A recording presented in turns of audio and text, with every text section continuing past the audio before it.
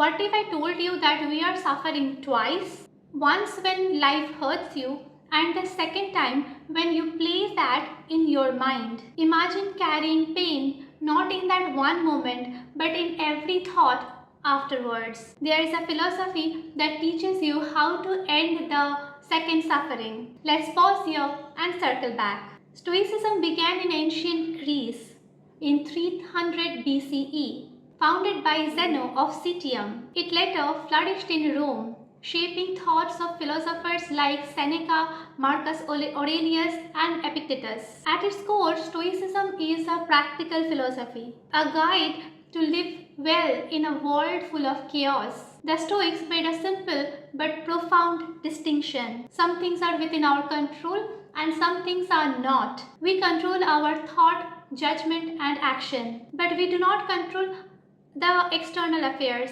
like fate, other people's actions, judgment, and even death. Wisdom, they said, lies only on focusing on whatever you can control.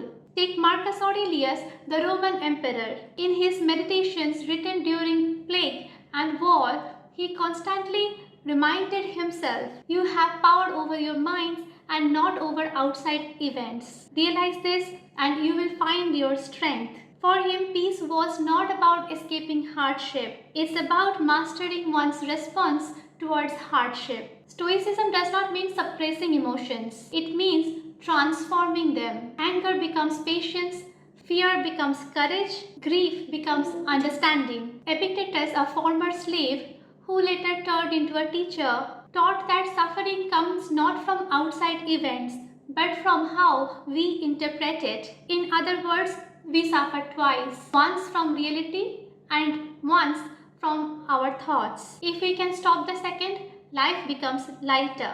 In our modern age, Stoicism feels almost tailor-made for anxiety. When work pressure rises, when plan collapses, and when life throws the unexpected at us, Stoicism whispers, you don't control the storm, you control the sail, and that is resilience. So back to the opening idea. So if you are suffering twice, Stoicism teaches you to let go of the second wound. Life will always keep on giving us wounds, and whether to relieve it, that is upon us.